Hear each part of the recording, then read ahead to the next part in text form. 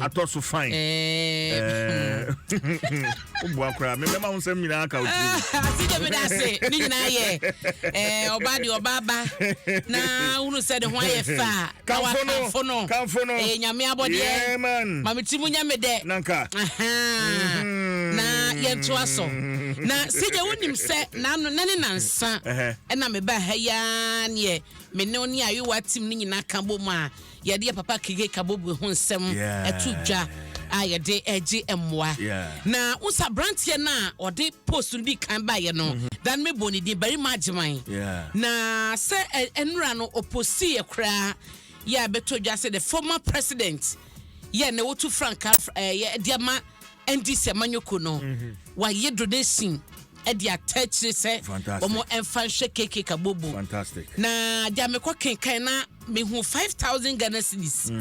esa no ni sika mampani dada Muhammad ya bana say enkrofo keka sem say ana 5000 say afa bi krampo sa branch na nkoti sika de ye ebi say be 50000 na brand akokoti 5000 CJ as expectation and for the former president no any 5000 mu hu ye no as swama wo Abena ne wo don sem e no de ma tini krakra ne sen say 5000 and one no na bi beba bia na animanim ya ne obetimi dia bo no me gidi say enso ha enkomatwetwe kra koso akira yenim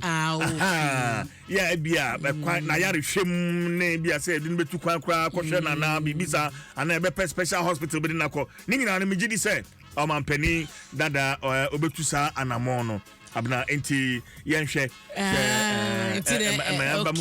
enti ni chese omo kekasa no na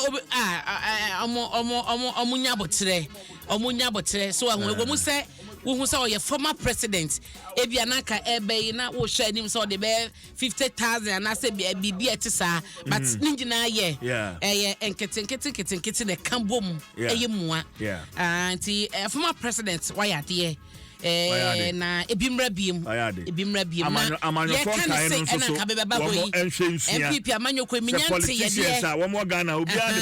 5000 na former president Mahama yi se 5000 akoya for bo na je 5000 ni swa no wadaroma o mampade akufu ade ye kan wate wo hu asofo nyina ye kan mate vice president Flagbera wate one day onu so o de 50000 so dey or be 50000 beko na o dia kotache ti ni nyina ye CJ emwa na ye papa no wo hia iti be so ketwa bi ensa na CJ na no da wokrata no ye bebom na sem wedie da wokrata daily guide ni fetu so nsia CJ me kenkan ye na wo sia gu me wonim se opanyi ba ko imanoni boy abe wo se eka kete kejene nkwa finisem o Sidi na what kind story na ono no amo chese or your businessman and ono so first executor and trustee at the Maxis Estate Realty Trust na omo chese or woni fie o no kwa na ye ne office wo kokomlemle bosumi atwamu yanda na etoso dununsia na ye fie da anwume no so woni office and was a branch be by say ono no obi ama ne delivery eso won famre no eno so onim ba bi afri sije se papa be kan bi achem so won kan hyemu eno anu wo hunu ya se abrantie afa eye extinguisher bi spray gu no so a sije se wo kan a wo so spray gu no so be se 20 seconds ena eba ne sa no abrantie de yi paneye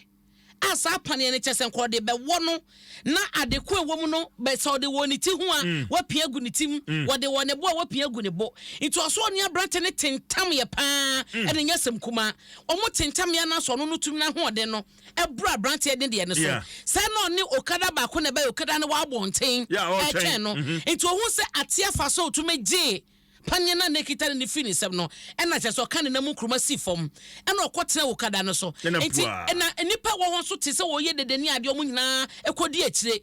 enti yese taxi driver bi kra de car drawom be mutumi dwane ye ja motorbike no e wo akire ena police fo akofa ye nhwehwemu ni ade atumi akote mrantie mienu